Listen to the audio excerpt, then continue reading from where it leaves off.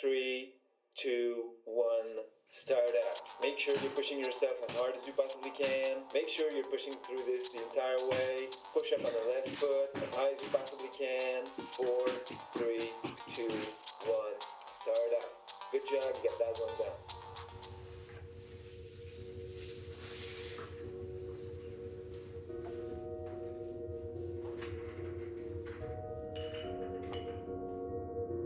Quand je fais une recherche sur Google et que je tape beauté, ce que je vois, ce sont des femmes. Des femmes retouchées, des femmes maquillées, des femmes minces. Des images qui m'ont déjà fait rêver, du temps où je jouais à la Barbie. Qui m'ont aussi fait souffrir quand j'ai commencé à chercher la Barbie dans le miroir. Ça fait 10 ans que je dénonce le modèle unique de beauté, la souffrance que l'industrie de la beauté cause aux femmes. Mais je n'y échappe pas moi non plus au culte de l'image. Ça s'arrête où, notre obsession?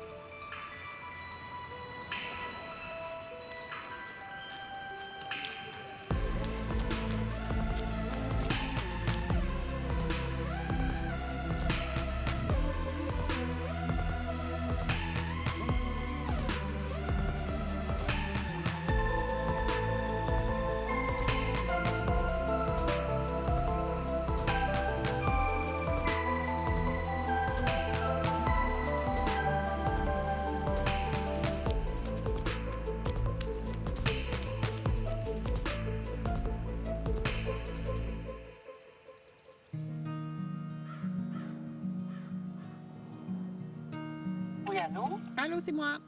Ah, allô, comment ça va? Ça va bien, toi? Oui, ça va bien.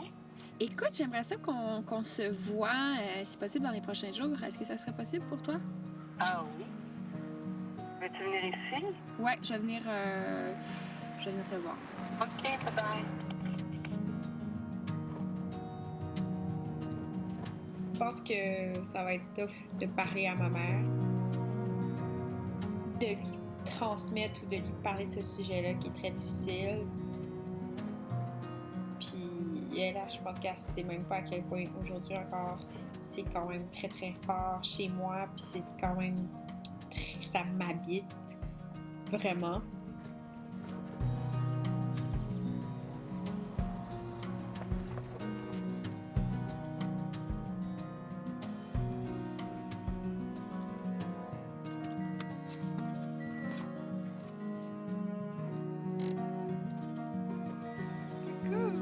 Hey!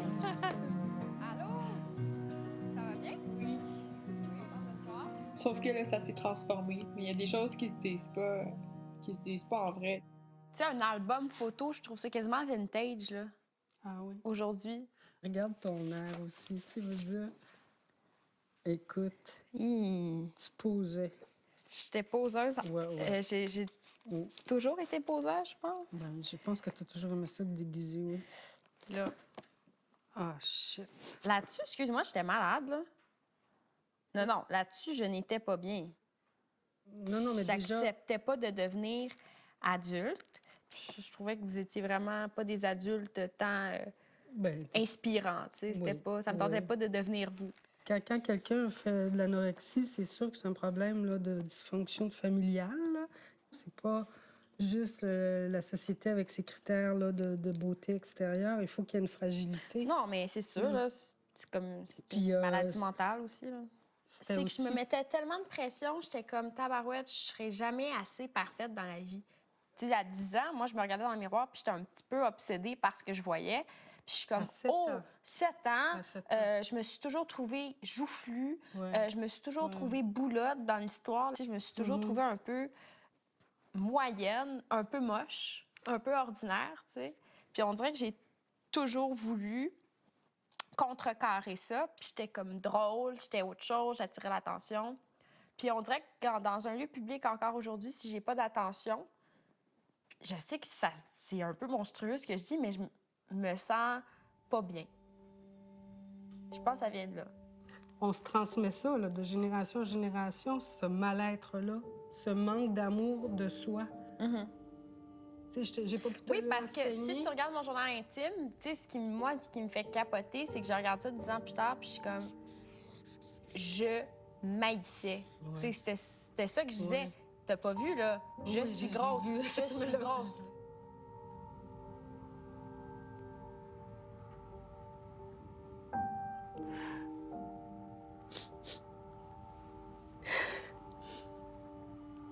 Je m'excuse. OK.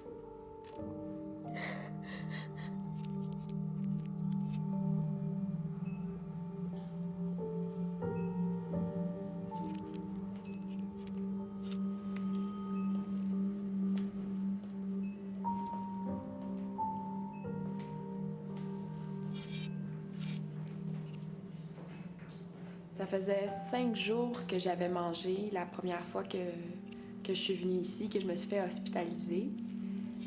J'étais dans un état pas psychotique, mais pas dans la réalité, là, vraiment pas. À 12 ans, c'était comme... J'étais bypass, là, j'étais pas là. Puis ma mère avait vu ça venir, puis elle, c'était comme la seule solution qu'elle voyait, là, tu sais, comme parent, elle était extrêmement dépourvue de moyens, puis elle savait pas quoi faire. Puis c'était comme un soulagement pour elle de m'amener ici. Puis moi, c'était surtout comme, OK, je pèse 70 livres, là, puis mes signes vitaux sont bas. Puis j'avais la peau et les os, puis moi, j'étais fière de ça, là. J'étais contente.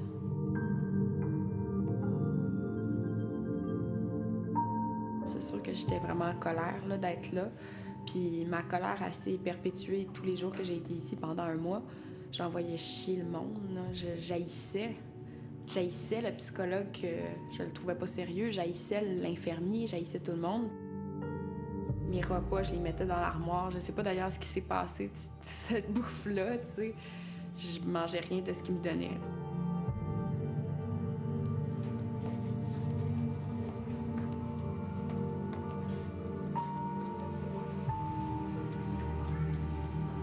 La pesée, là, dans la journée, je pense que c'était le pire moment qu'on pouvait faire, là. Parce que moi, j'étais pas satisfaite tant aussi longtemps que je pesais pas 0 sur la balance. Je me rappelle encore des chiffres. Là, j'étais à 36,6 kilos, 35,4. À un moment donné, je suis montée à 37 kilos. Pour moi, c'était la fin du monde. Moi, je voulais pas dormir. Je voulais pas dormir, tu sais, je voulais perdre des calories même durant la nuit. Puis quand j'étais à ma maison, je pouvais faire tous les exercices que je voulais, mais là, j'étais surveillée. Donc ça, c'était encore de la frustration pour moi.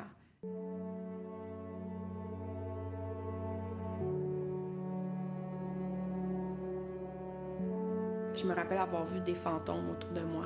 Les filles, c'était pas... C'était des fantômes, là. C'était plus l'ombre d'elles-mêmes. Elles étaient plus vieilles que moi, puis certaines avaient été là depuis 6 mois, 7 mois.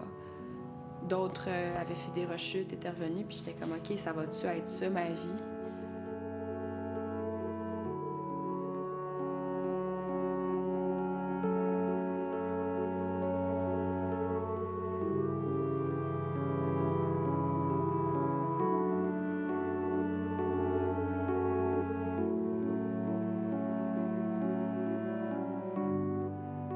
Il y a une quinzaine de patientes, de malades qui ont des troubles alimentaires sur le 7e étage où j'ai été hospitalisée, qui m'ont demandé de leur parler.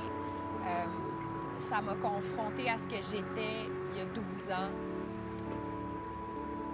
Ça a été quand même dur parce que je savais pas trop quoi leur dire. Honnêtement, j'ai été prise de court. Ça me replonge dans mes souvenirs, c'est sûr.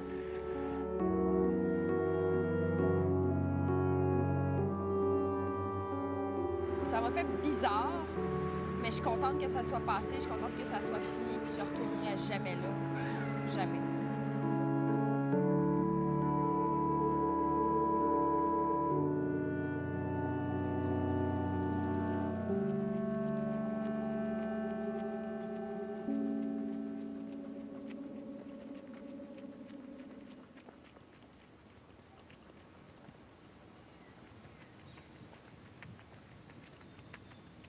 À un moment donné, je me suis rendu compte que mon trouble alimentaire était répandu puis que j'étais pas la seule. Puis à chaque fois que je pose la question autour de moi, il y en a toujours une.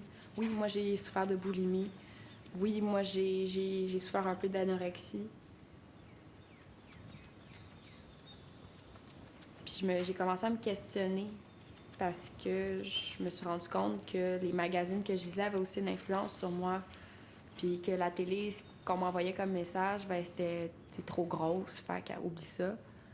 Puis quand j'ai pris conscience de l'extérieur, que ça venait pas juste de moi non plus, je me suis dit que ça avait aucun sens. Puis qu'il fallait en parler.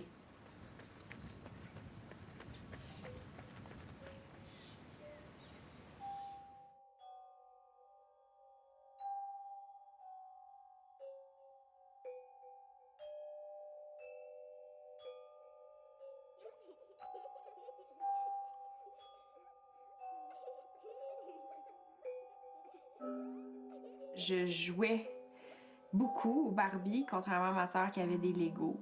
Puis moi, je me projetais un peu dans mes poupées. J'imaginais des divorces, là. Souvent, c'était jamais en harmonie, c'était jamais le couple parfait, mettons, là. Mais j'étais vraiment attirée par ça, autant que j'étais attirée par les cosmétiques pour enfants, j'étais attirée par les magazines féminins pour enfants. Je pense que ma Barbie, elle a joué sur ma perception de l'image des femmes.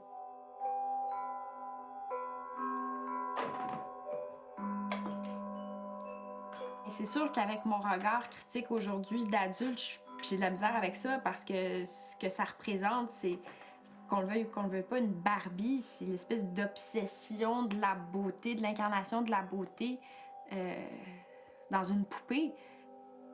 Puis pour moi, c'est un problème parce que dès l'enfance, quand t'inculques des espèces de stéréotypes sexuels, ben ça joue sur le développement. Puis c'est pas juste la Barbie, là.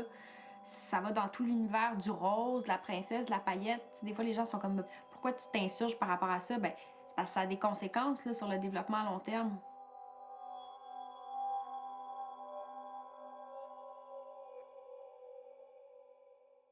Depuis la création de la Barbie, il y a 1 milliard de poupées qui ont été vendues dans le monde entier. C'est hallucinant de croire qu'on répand ces petits modèles de beauté-là, comme des bombes à retardement, partout.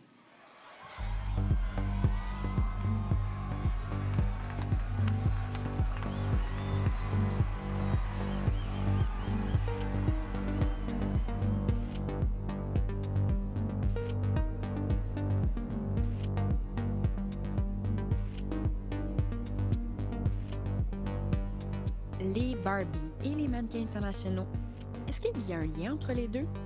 Est-ce que ce sont tous les deux des modèles de beauté inatteignables?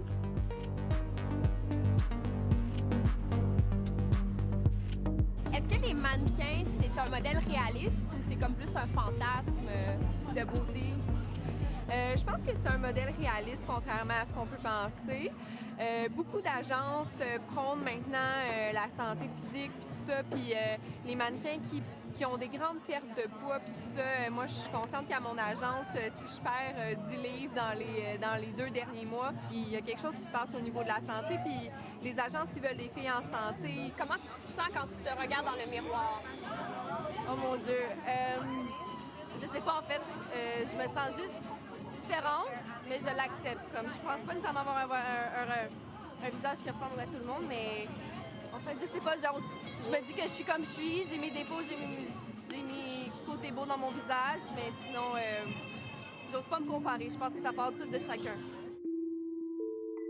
A beautiful girl. Is it a tall girl? It's anybody who, has that confidence, feels good in themselves. I think everybody's beautiful. There's no specific guidelines as to what beauty is. So why are you here today if everyone is beautiful? I think, honestly, I think everybody can do this.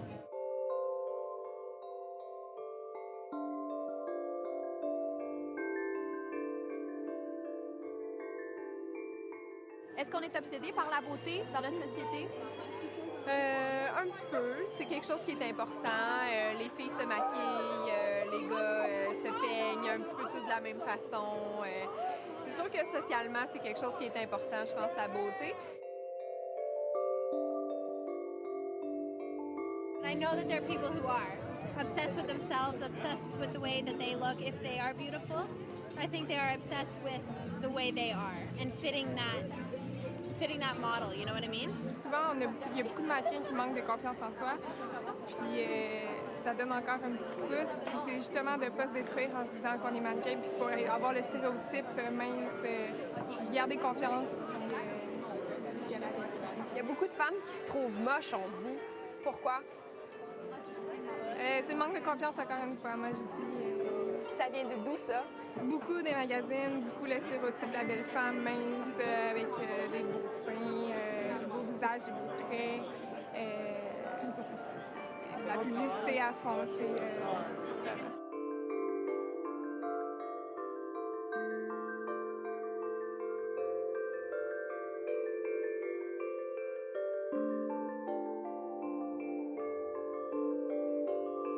Plus elles sont comme à la recherche de la perfection, plus elles vont consommer des modèles que j'appelle, c'est le modèle unique de beauté, qui est la californienne, blonde, aux yeux bleus, mince, très grande.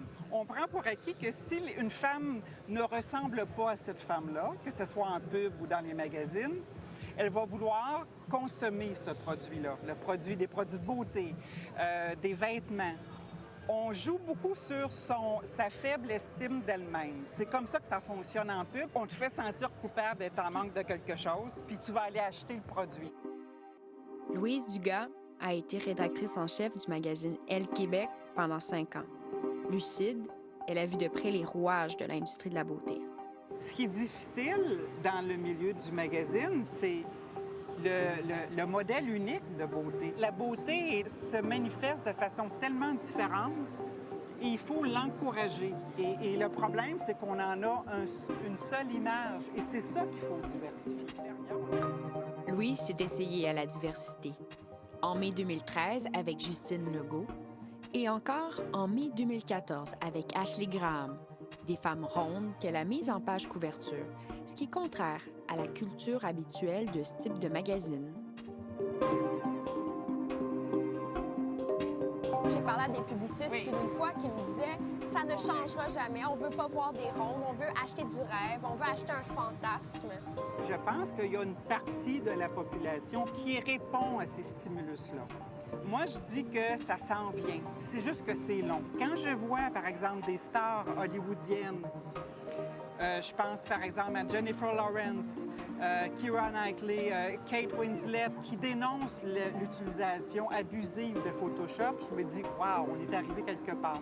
Quand je vois Beyoncé, Rihanna, Lady Gaga encore, qui est extraordinaire là-dessus, Gwyneth Paltrow, mettre sur Instagram leurs photos d'elles pas maquillées le matin, qu'est-ce que ces stars-là font?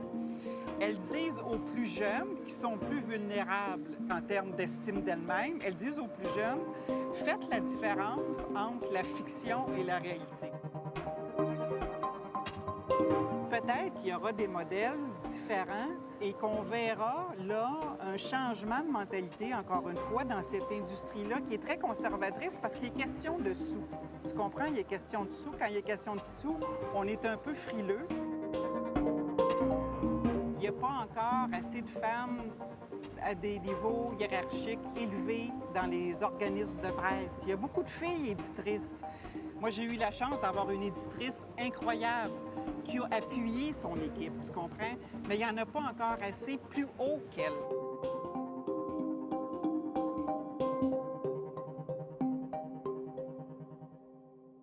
Ce que je trouve paradoxal avec les magazines de mode, c'est qu'on nous dit « acceptez-vous comme vous êtes, les filles, puis ça va bien aller, vous avez une belle confiance en vous-même, aimez-vous, etc. » À côté de ça, on nous vend des produits de beauté. On nous vend toutes sortes de techniques pour se sentir belle, entre guillemets, et pour améliorer notre physique.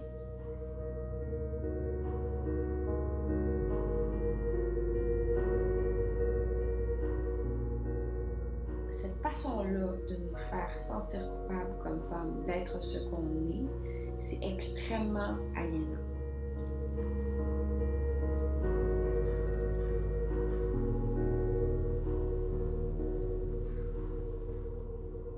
Tu sais, comme moi, le matin, quand je me lève, là, je déjeune, tu sais. Puis j'aimerais ça que toi aussi, je trouve ça bizarre un petit peu comment tu t'alimentes encore. C'est Je quand juste- Non, mais c'est quand je suis en période de stress, j'avoue que je mange moins. Puis, Mais c'est quand déjà que j'ai... C'est comment que j'ai sombré, déjà? On dirait que cette partie-là de ma vie, j'essaie de l'oublier, tu sais. ouais, c'est comme si tu étais pris en otage par toutes tes pensées. Je te voyais te regarder dans le miroir puis dire que tu étais grosse. Ça avait comme... Puis ça te faisait quoi? Ben, c'est affolant. C'est comme paniquant. Puis tu voulais pas manger. Fait que là, comme j'imagine tous les parents dans ces contextes-là, là, ça devient comme une guerre. Là. On veut te forcer à manger parce qu'on est inquiet de ta survie, de ce qui va t'arriver. Puis toi, ben c'est au contraire. Hein, c'est comme, je tiens... T'avais peur de quoi? Ben, que tu meurs. Oui, mais en même temps, vous aviez un rapport à l'image, toi puis papa, qui était un peu tordu. Tu sais, papa qui disait tout le temps, aussi quand on a commencé à vieillir, « Ah, ben écoute, vous avez des fesses, hein? Ça vient des Brabants. » Ça, tu t'as dit ça tout le temps. Tu sais, « Ah, vous avez des bonnes fesses, hein? » Vous avez dit à Amélie, « T'es grosse. » Excuse, oui, c'est ça que vous avez dit, puis maigri. Tu sais, vous nous avez fait sentir comme ça un peu, là. Il y a eu aussi de ça. Tu veux-tu un petit verre de vin? Hein? Mais quand même, on peut dire à nos retrouvailles, hein? Ah oui. Comment t'as perçu ça que je fasse la Charte québécoise pour une image corporelle saine et diversifiée, que ça se médiatise, que j'écrive le livre?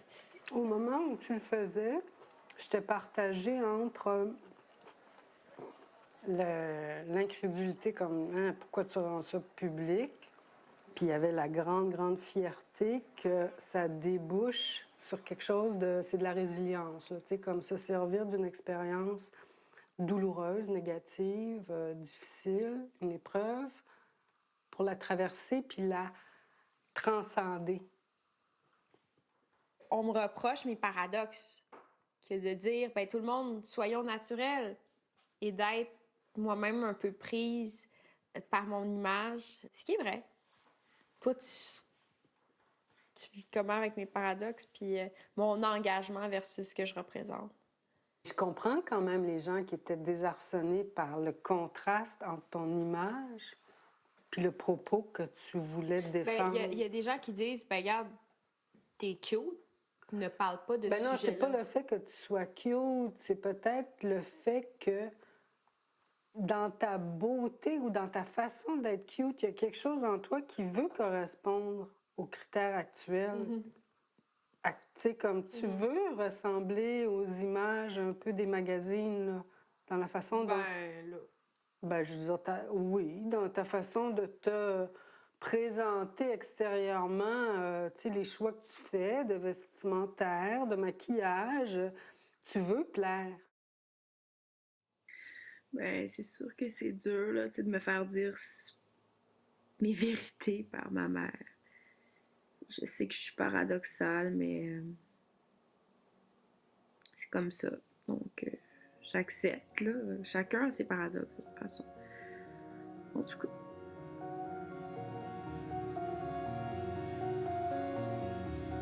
C'est difficile de résister à la tentation du maquillage. Il faut dire que l'industrie sait comment faire pour nous donner envie d'acheter. Et maintenant, il y a des milliers de sites pour nous montrer des techniques. Alors, on en met toujours plus. Léa Bégin est maquilleuse professionnelle.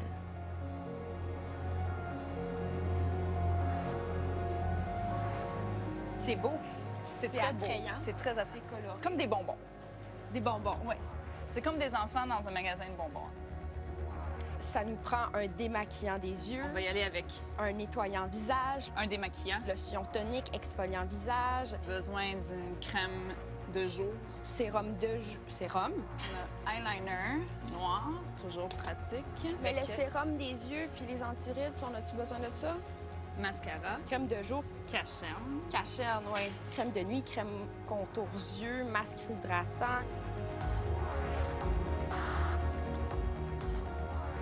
à paupières, ça prend au moins 4 couleurs Hydratant lèvres, exfoliant corps, gel douche. de base.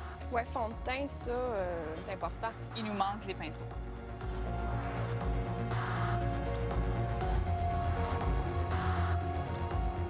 Ça coûte cher, là. Oui, Ça, c'est le kit que la femme devrait avoir, en théorie. en théorie. OK, OK, ça... on y va. Donc là, en total, avec les taxes, ça donne 1137,80. C'est ça. Ça coûte cher. Attends un peu, là, je vais sortir. Ouais.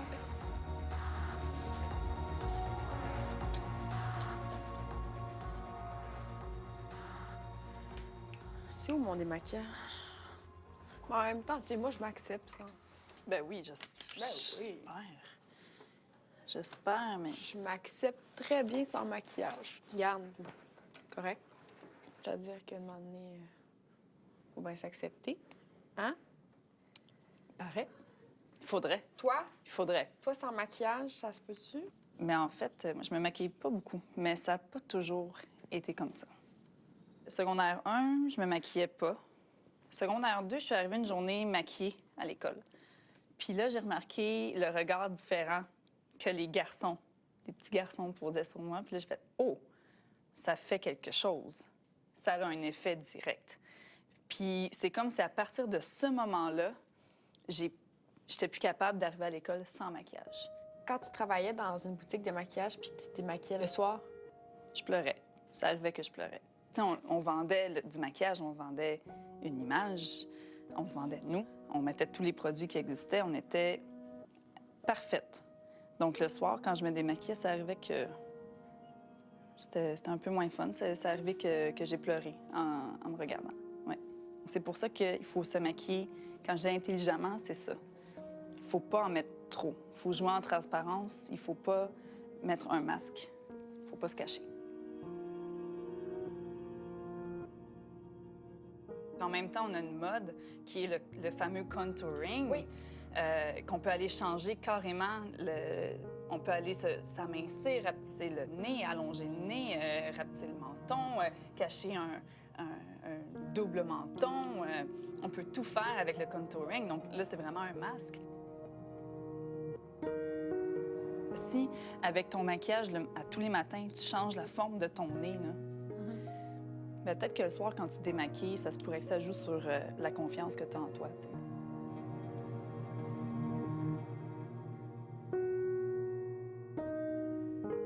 Une fois de temps en temps, OK. Mais il y en a qui font ça tous les jours.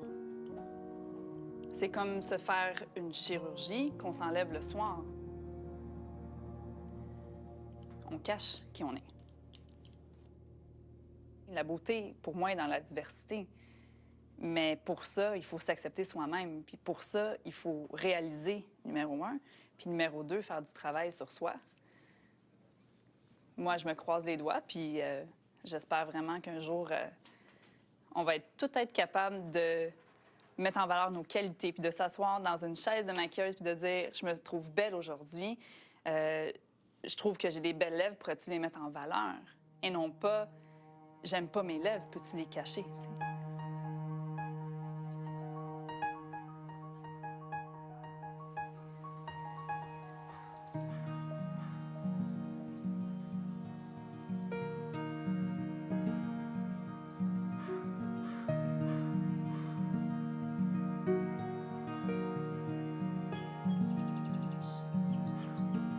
Dans ta vie, je pense que l'image que tu me donnais, c'était quelqu'un qui s'aimait pas physiquement, tu sais. Oui.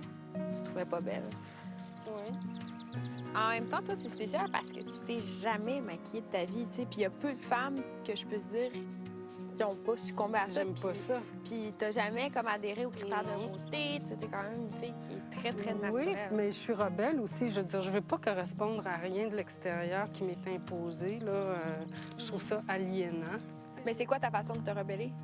Bien, justement, vivre à l'extérieur de tout, là, vivre dans la nature, croire qu'il y avait une façon d'échapper à la société de consommation, à la performance, aux apparences. C'est sûr qu'il y a des femmes qui ont des visages qui ça convient. C'est vrai que ça embellit toujours un peu. Mais moi, dans mon mode de vie, ça correspondait pas. Ben, tu sais, c'est parce que notre mode Mais- de vie, c'était ça. C'était d'être dans le bois, c'était d'être dans la nature. Puis il y a quelque chose, dans le fond, finalement, que moi, je rejetais ça aussi. Je rejetais ce bois-là. Oui, mais toi aussi, tu as ta personnalité, tu as ton tempérament qui convient plus. Moi, ça me convenait pas par tempérament aussi. Tu sais, mais toi, ton tempérament te porte plus à aimer séduire, te déguiser, jouer, être dans le monde, être avec les gens. Moi, ça n'a jamais été ça.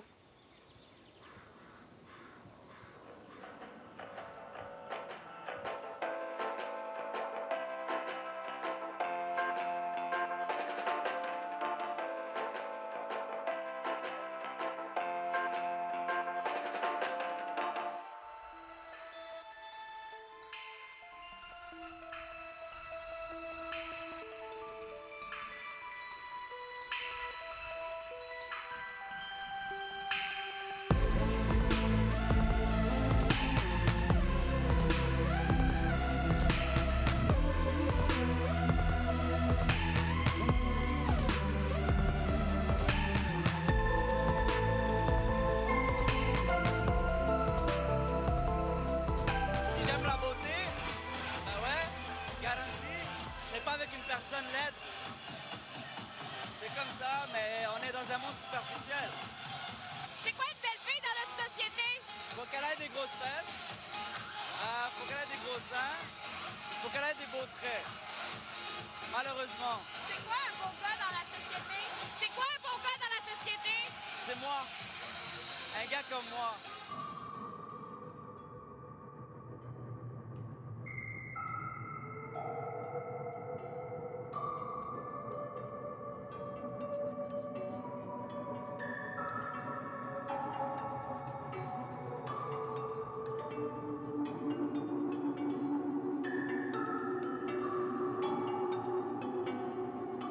Une vraie fille, c'est quelque chose qui prend soin d'elle, qui va aller au sein d'un coiffeur, qui va prendre soin de ses ongles, qui va prendre soin de ses orteils, qui va prendre soin de ses cheveux, qui va prendre soin de son habit même en passant. Puis plus de ça en plus, elle va toujours être comme, OK, est-ce que je suis correcte pour ça? Est-ce que, OK, ça c'est une fille, ça c'est une vraie fille.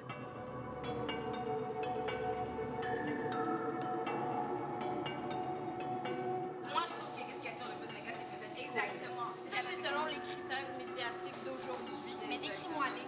Ben, pour moi, Ah, ce que j'observe, c'est les gros seins. Une fille qui a des grosses fesses. Il y a des grosses fesses, des longs cheveux, des curves. Les femmes, nous-mêmes, on se met cette pression-là parce que j'explique.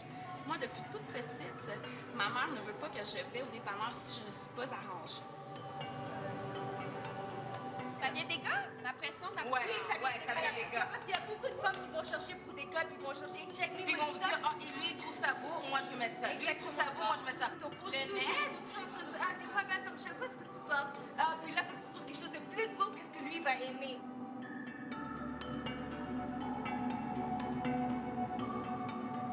Tu sais, aujourd'hui, on voit les filles qui ont des belles lèvres, qui ont des beaux yeux, qui sont bien maquillées. Ce sera pas trop maigre, mais ce sera pas trop grosse non plus. Il y a quand même une bonne poitrine. Une fille qui a quand même des hanches qui sont visibles. Donc, il faut que la fille aussi, de la façon dont elle s'habille, que ce qu'elle porte lui fasse bien.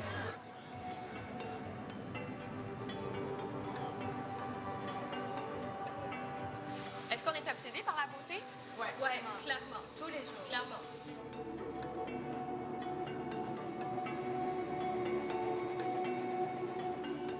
C'est correct de se sentir belle, puis c'est correct de se trouver. C'est quoi? Moi, là, j'ai un problème avec la journée sans maquillage, par exemple. Pourquoi qu'on fait la journée sans maquillage? C'est justement pour dire à la société, moi, je ne succombe pas à la pression de la société.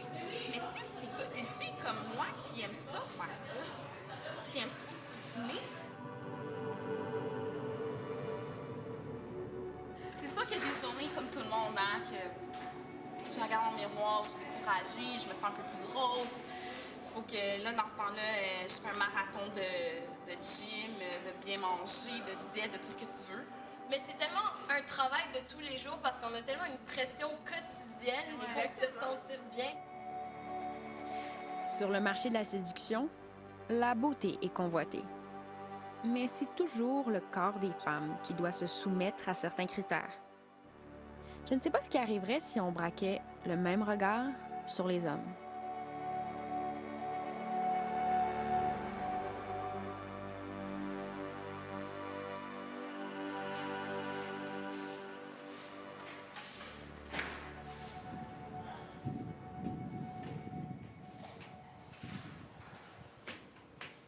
Regarde bien. Pas si t'es capable de shooter. Fuck les hommes et les obsessions qui viennent avec, esti. Tu es une beauté naturelle. Crois en toi. Merci beaucoup. C'est très gentil.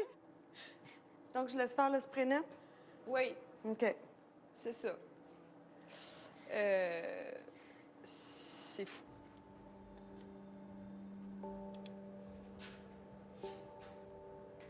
Pas mal naturel, ça.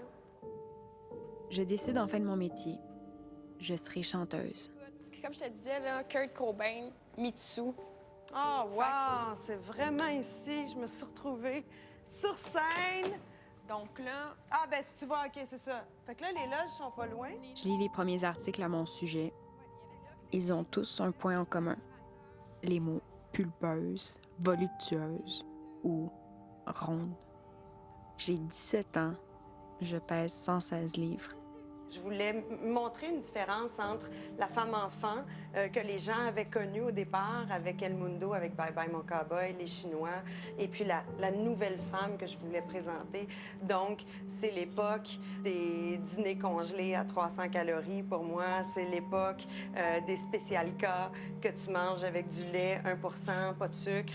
C'est l'époque du step que tu fais dans ta chambre. Donc, c'est cette époque-là aussi où j'essaie d'être à mon meilleur, mais qui est en fait insoutenable. Régime après régime, année après année, jusqu'à m'évanouir la veille d'une performance à l'émission Ad-Lib. Déshydratée, sur le plancher froid de ma salle de bain. Rien n'y fait. Faudra passer au bistouri. Ça pouvait être correct comme ça en vrai, mais bon, dès que je prenais des photos, ou plutôt la télévision, je voyais que il y avait des rondeurs à des endroits que j'aimais pas. Donc, je me demandais, mais comment vais-je y arriver? T'sais, quelle est la solution pour moi? C'était à 20 ans. Puis tu l'as pas trouvé?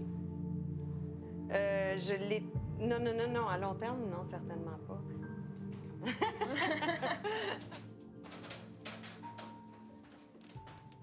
Je venais d'une mère féministe qui m'avait élevée de cette manière-là, qui était sexologue également. Oui, ma mère était sexologue. Donc, il n'y avait aucune gêne chez nous par rapport au corps de la femme.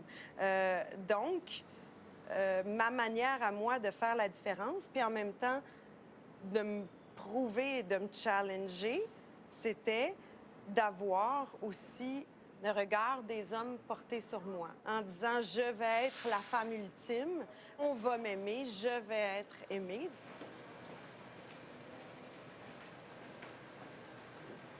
Dans ton blog, tu dis certaines choses. Tu parles du syndrome de la Barbie. Tu parles de la liposuction que tu as eue plus jeune. Tu parles de l'image que tu avais de toi-même. Je me rappelle, à l'âge de 10-11 ans, jouer à Flashdance avec ma meilleure amie dans le salon en petit léotard, puis de me dire, si je continue, si je danse comme ça, je vais être aussi belle que cette fille-là, que cette comédienne-là. Mais ça donne qu'à partir d'un très jeune âge, tu espères autre chose que ce que tu as.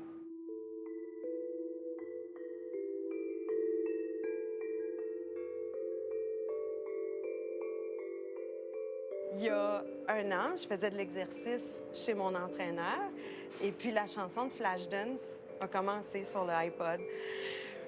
Puis je me suis dit, Seigneur Dieu, ça fait quand même 30 ans que j'espère.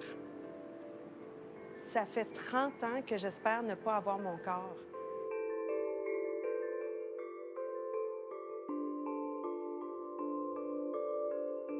Pour bien des femmes, ça reste comme ça toute une vie parce qu'on imagine beaucoup quand on parle de boulimie, Et également d'anorexie. On pense aux jeunes adolescentes, aux femmes de 20 ans. Mais laisse-moi te dire qu'à 40 ans, on est quasiment aussi obsédé. Moi, je souffre pas de boulimie. Je ne me fais pas vomir. Je fais de l'exercice au lieu. C'est comme ça que je... Au lieu. Au lieu. Au lieu.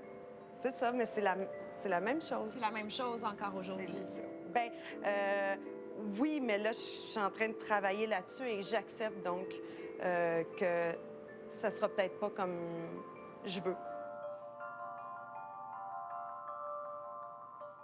J'ai réalisé, tu vois, cette année, que mon problème, je pensais qu'il était juste de vivre dans une société où tu veux vivre le plus longtemps possible en santé, bien, c'est pas exactement ça. Non? C'est plus de l'orthorexie, c'est la peur de grossir, la phobie de grossir, comme ceux qui ont une phobie de prendre le pont.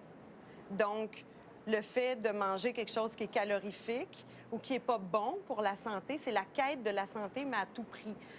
Ce qui fait qu'il y a des gens qui mangent très santé, sans pain, sans pâtes, sans patates, sans riz. Là, je t'ai rendu sans lait. Puis est-ce que j'arrête la pilule? Ça va m'aider parce qu'il y a trop d'hormones là-dedans, tu sais. Donc, on devient beaucoup trop sain pour ce qui nous entoure et ça fait qu'on s'isole.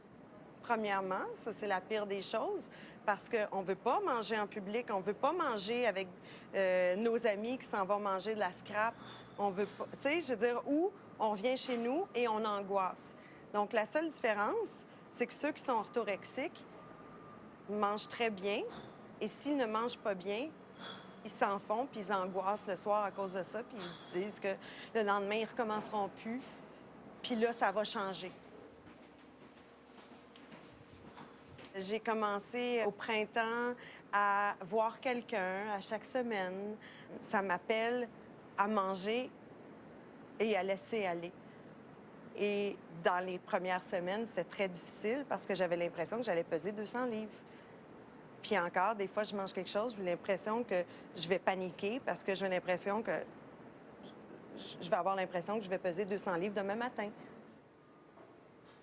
C'est gênant pour moi, ce que je te dis là, parce que c'est à la fois enrichissant pour les autres, pour moi-même, mais c'est aussi humiliant un peu parce que tu avoues tes faiblesses. On doit se libérer de ça. Puis le travail que tu fais en ce moment, c'est ça. Puis moi, je le fais à ma manière personnellement. Là, je le fais plus publiquement avec toi. Merci. Mais c'est ça. Je sais que c'est tough. Ouais. C'est tough faire ça. Bye! Merci beaucoup.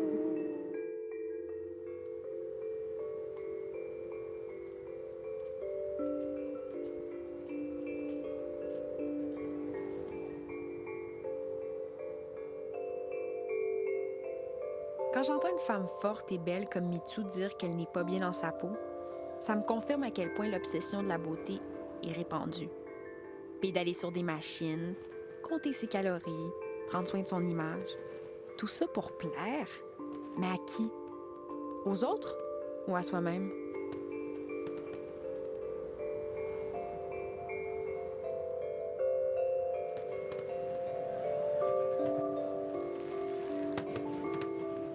Et quand il n'y a pas de regard sur nous, comme en prison, est-ce qu'on cherche encore à se faire belle?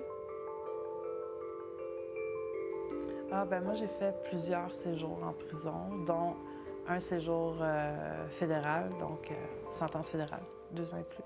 Si vous pensez à un délit, je l'ai probablement déjà fait, là.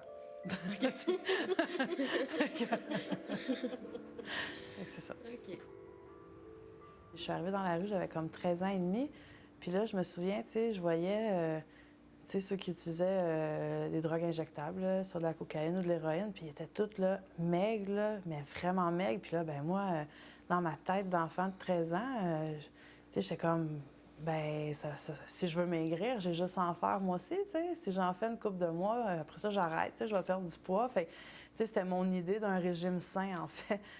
J'avais pas l'air d'une femme, j'avais l'air d'un squelette ambulant, là. J'avais l'air d'une morte vivante, là. Mais vous avez des tatous, les filles? C'est pas un peu une mise en beauté, ça, un tatou? Ah, ben oui. Oui, mais un tatou, c'est beau, mais c'est aussi... c'est artistique, puis ça fait partie de l'expression, tu sais. Chaque tatou, je pense que ça reflète une époque de notre vie, un souvenir. Si je me fais faire des faux ongles, par exemple, c'est beau, mais ça veut rien dire, tu sais. Ouais, c'est éphémère aussi, mais je veux dire, des faux ongles, ça veut rien dire, là. La couleur de cheveux... Ben, moi, je me plais souvent à dire que c'est mon uniforme de travail. OK. Oui, bien, tu sais, le milieu de la prison puis de la justice est un milieu très gris, très fade, pas très gai, en fait. Puis, ben moi, j'arrive avec, tu sais, c'est comme, moi, il y a tout le temps de la couleur dans ma vie, tu sais. Je me lève le matin, je me regarde dans le miroir, puis, tu sais, je vois un beau rose flash. Depuis que j'ai commencé à me teindre les cheveux en rose, ben on dirait que le contact est comme plus facile. Puis, mais pas juste dans le cadre de mon travail, sur la rue aussi.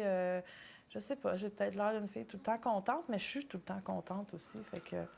Les femmes en dedans continuent-elles à se préoccuper de leur apparence et comment? Il y en a le matin qui passaient beaucoup de temps à se maquiller, ça s'échangeait le maquillage. Celles qui recevaient des visites qui se mettaient vraiment sur leur 36. Puis, tu sais, à la limite, ça, c'était cute, quelqu'un qui avait une visite, puis, tu sais, qui voulait être jolie pour ses proches, tu sais, je trouvais ça charmant. Mais moi, j'ai peut-être une petite anecdote à ce propos-là, en fait. La première fois que je suis allée en prison, c'était dans le temps des fêtes. Puis, en fait, le soir de Noël, moi, je venais pratiquement juste de rentrer en prison. Puis, c'était dans mes premières fois, là. Moi, j'avais pas trop le cœur à la fête, là. Tu sais, j'étais en prison, c'est Noël, tout ça. Puis là, il avait organisé à la chapelle une petite danse de 8h à 10h le soir, là, une affaire de 2 heures, là. Et toute la journée, les filles s'étaient poupounées, maquillées, coiffées. Puis moi, je les regardais aller, puis j'étais comme, ben voyons donc, là, on est en prison, là, on s'en va danser dans la chapelle, là. C'est quoi le but? Puis, tu sais, après, j'ai réalisé à quel point cette journée-là, où toutes les filles se maquillaient, bien, en fait, elles s'entraidaient. Tu sais, « Ah, viens, je vais te faire tes cheveux. Ah, attends, moi, j'ai telle couleur, me semble que ça irait bien sur tes yeux, ou ce rouge à lèvres-là. » Puis là, ils se prêtaient des choses, ils s'entraidaient. Fait que, tu sais, c'était plus les petites querelles de garderie de prison, là. Elles étaient vraiment dans l'entraide, fait que... pour se mettre belle, pour aller danser 2 heures à la chapelle. T'sais. Donc, le maquillage puis la coiffure rassemblaient. Oui, ça les a rassemblés.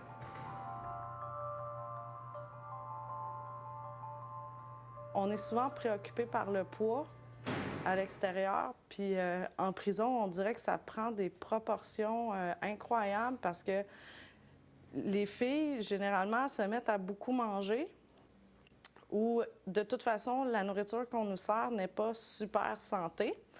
Fait que, généralement, oui, les femmes prennent un petit peu de poids en prison, puis il y en a pour qui, tu sais, ça occupe une place, là, c'est presque une obsession.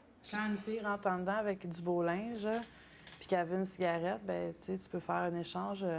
Tu sais, tu lui donnes des cigarettes contre son linge. En fait, puis si elle veut pas donner son linge, tu as juste à dire « Ouais, mais dans 3 semaines, tu rentreras plus dedans. » Fait que... c'est pas ça qui se passe.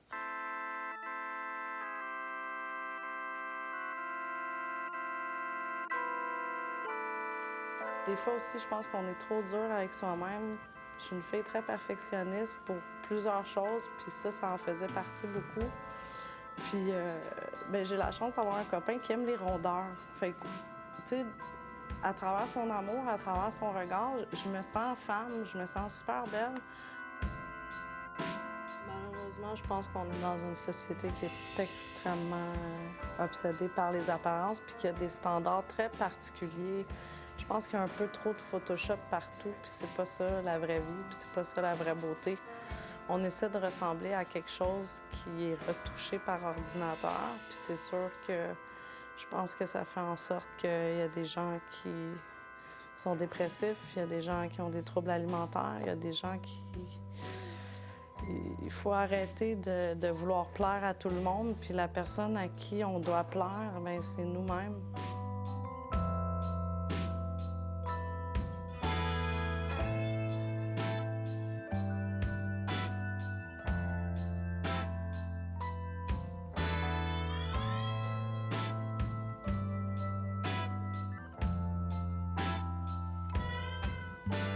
Ça me tentait pas. J'avais pas le goût de faire ça, là. J'aime pas... Je me disais, est-ce que j'ai à me justifier comme du fait que j'ai été la mère d'un enfant qui a eu de l'anorexie? Ça me tentait pas non plus. Ouais, mais pourquoi d'abord t'as accepté comme ça? Parce que c'est mon lien avec toi, comme quand je t'aide pour ton appartement ou que je vais aider Amélie. C'est ma façon d'être mère, là. Puis si tu me proposais d'autres activités, je dirais oui de la même façon. J'espère qu'on fait un closure là-dessus, dans le sens que on n'a pas parlé vraiment. Moi, je veux vraiment que tu sois heureuse, puis c'est comme ma façon de t'aider.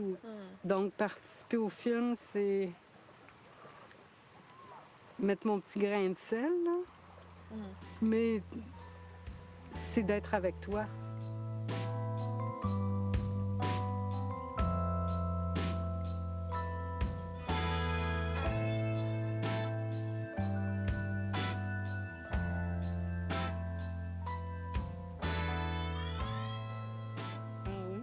Ouais, merci. Gros merci. Merci. Mais merci d'avoir participé. Merci de participer au film. C'est gentil. Ben, c'est gentil d'avoir participé au film. Merci.